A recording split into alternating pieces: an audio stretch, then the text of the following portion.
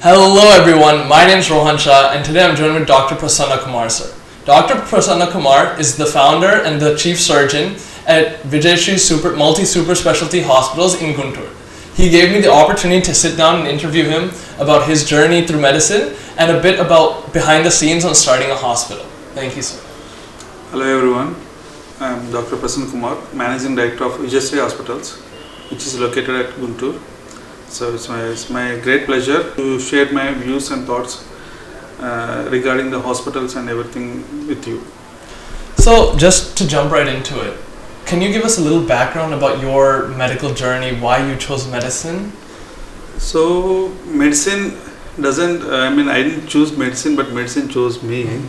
Initially, after doing my inter, I thought of joining dental, but my father, he forced me, or like he guided me, like you have to be in medicine field so that you can serve more people. My father, he came from a very village, very small village near to Bhimavaram.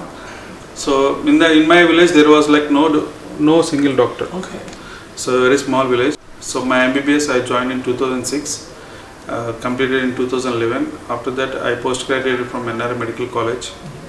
Now, like I was working there, and I started up this hospital. I got an idea like I have to treat those who can't afford high class, rich treatment. So I want to give them like a service oriented. I have got an idea and started this. I eventually taken up this project, and I have like I had a dream, and I bought. Yeah. That's amazing. I mean, you have your own like rags to riches story, being the first doctor from your village, and yes. that's amazing to hear. So, just a little bit like taking a step back, why general surgery after you finished your MBBS? After my graduation, after my MBBS, so I was like in a dilemma: what to choose, what to go, where to go. Every other doctor, they were like in a situation they don't know. So my father, so he's a renowned surgeon in a town called Palkallu. So my father took me there, introduced me there, and he showed me like what does he do. He practices good. Like his OP starts at the morning 10 o'clock and ends at midnight 2 a.m. Wow. Till 2 a.m. he used to see the patients. So many people, like he used to see like 130, 140, 200 people. He's a surgeon. In between those timings he go and operates. The people will sleep in the stairs, they will sleep in the benches, they will wait for himself. And he became the MLA. Okay. He's a TDP MLA. Later on now he's around 75 or 76. Now he's not active in politics. He came down, but still he is practicing. Okay. I don't know whether he's doing surgeries or not right now, but he's a great surgeon. I followed his steps maybe. So whenever you don't have any idea or any clue, you should copy the master. Yes. That's better thing to do than nothing, sitting ideally and waiting. So, but just not only copying the master, it will help you, but you have to develop passion. You have to work hard. You have to be sincere towards what you learn. That's the utmost important thing. So you have to be sincere. Yes. And you should be more passionate. That's what I advise you, or what I suggest you. So, I mean, earlier we kind of mentioned when we were speaking, a lot of business-oriented patient care is there. So how do you separate business and patient care in a hospital like this? Like individual, in my point of view, what I suggest or what I do is between the patient and the doctor. It's a relation. Yes. You should not. It's like a bond. You should not break the bond by calling it business or like earning money. You should develop a bond where the patients get satisfied after you treating them. Money is a secondary. Yes. It will come by on its own. You should never run after the money. What you focus on is to get how the patient benefited from you, how he is getting a good treatment, what are the inputs you are giving to him, how satisfied is he. That's what we have to look after. Yes.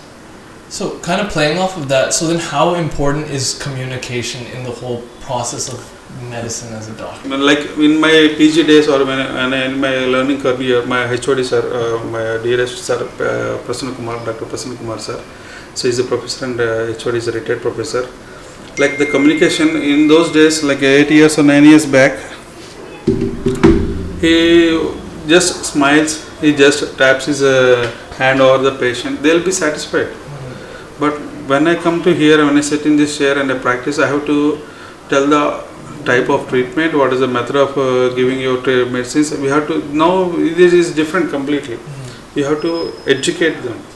And you have to give the options of treatment, and they had to choose, because this in this era where the practice is mainly based upon the evidence-based medicines.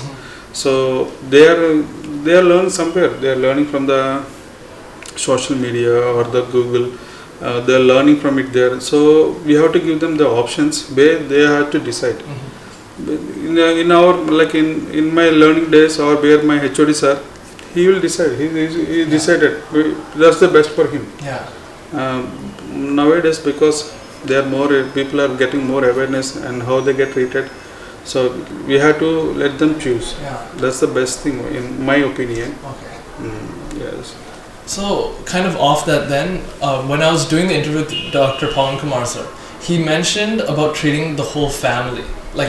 So how does that also apply in surgery? Like if you treat in a better way or the best way in a single family member, the whole family will follow you. They owe the whole family, whole generation, the other younger generations, older they will come to you. That's the bond I am telling you about. That's the bond you have to develop with the patient and their family. You become their family doctor. Family doctor means the whole family will come and get treated by you. That's the meaning of family doctor. That's they want to choose you to call you family doctor. That's the bond you have to develop. Yes. So then, when opening such a big hospital like this, how important was networking for you in the medical? Networking, I'll let you know that networking and PR is utmost important for you to sustain your practice and go on for a period of time. So PR is must and compulsory. In our practice, there are so many hospitals, so many doctors, so many options, so many web search is going on there. Who is the best doctor and the social medias? So there are so many options. That's why networking is more important nowadays. Promoting your hospital is more important than sitting ideally in a chair and waiting for the patients to come is completely it's a failure thing. So now kind of shifting a little more to the hospital side. So how important was family when you were building a hospital and support system? The family, they have to be your backbone in every other possible way. Doing MBBS is a curse to you. Choosing MBBS means your life ends there. Because you're graduating at 30 years or 32 odd years, you're coming back. After 32 years, going to get married. Then when you're going to settle your life? 35, 36. You're going to have kids, small kids at that time. So the family has to take everything. You don't know anything except treating patients. You don't know how to manage your accounts. You don't know how to manage your bills. You don't know how to manage your family, other function, how to attend. These things you should always have a good family. They will look after you. They will support you in every aspect of that.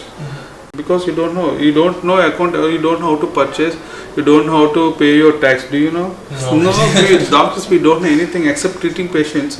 We are zero in any other knowledge. That's where pity on us, You're balancing all the stresses of practicing medicine, dealing with the hospital, and all these issues you face in your daily life. How do you balance everything? What do you do to decompress? Decompressing means, first of all, I advise you that first thing you should always have a plan.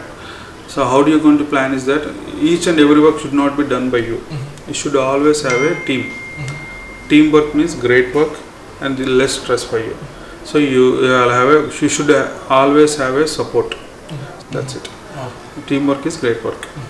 So now the steps on how you approach starting your hospital. What were kind of the steps, some of the challenges you faced? Challenges means first financially is very burden.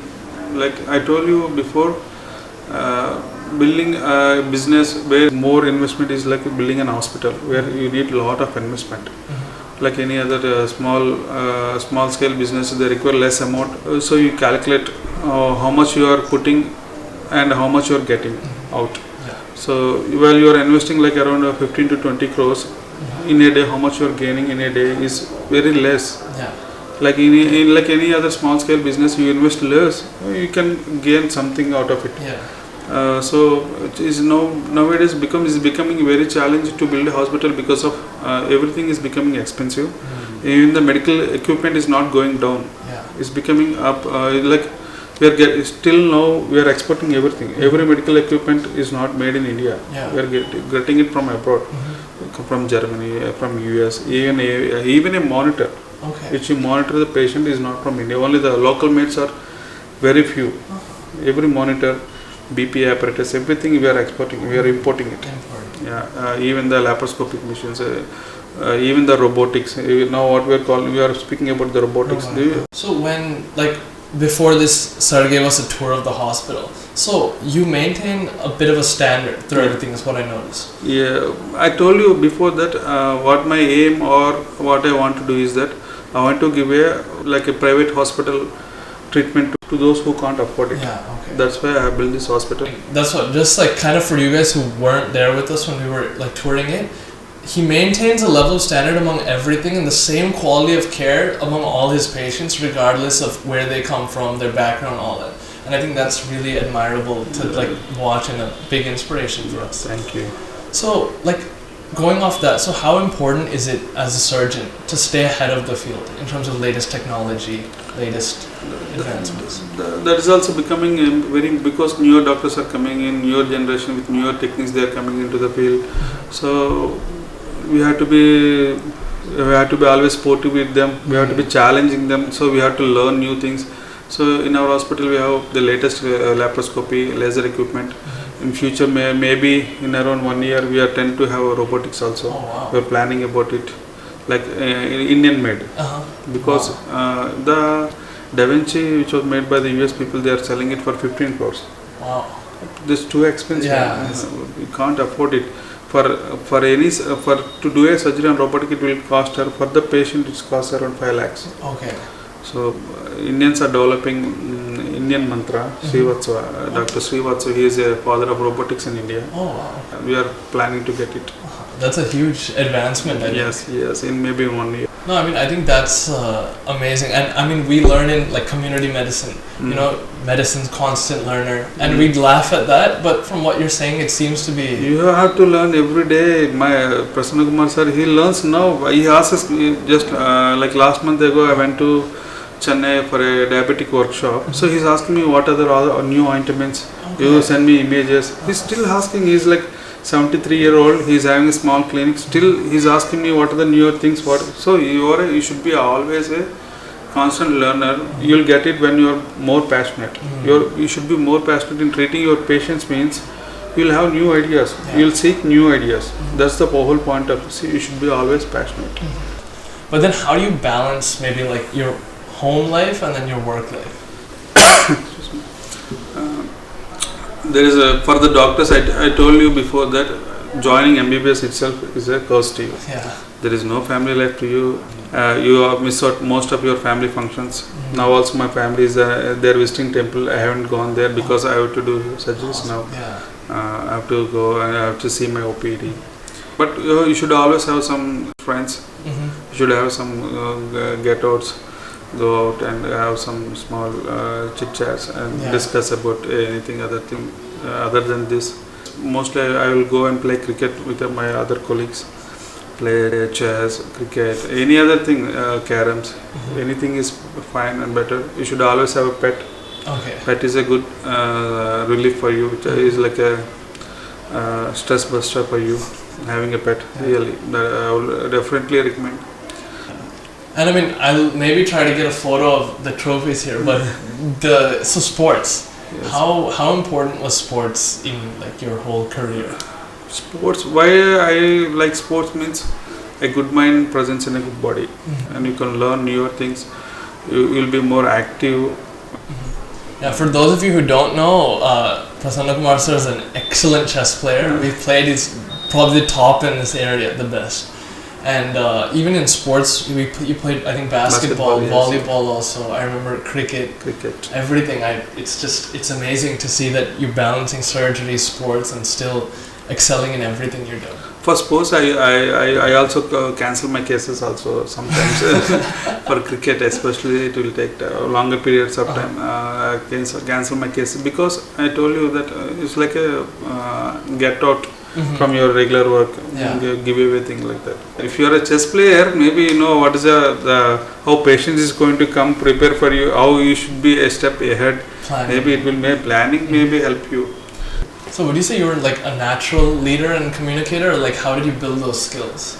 See, I told you before that you should always copy the master. Yeah. Maybe I'm not the master, but I am maybe good at copy. So I have seen I have seen my father, my other uncles, and even my HOD sir. So I used to see them, follow them. So how they do manage that. Most of them I learn from them.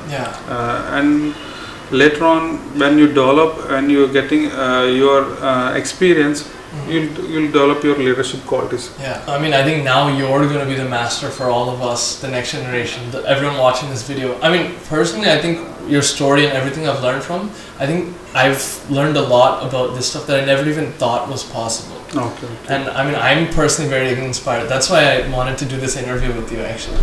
Thank you. Because this is excellent what you're doing. Thank you, man.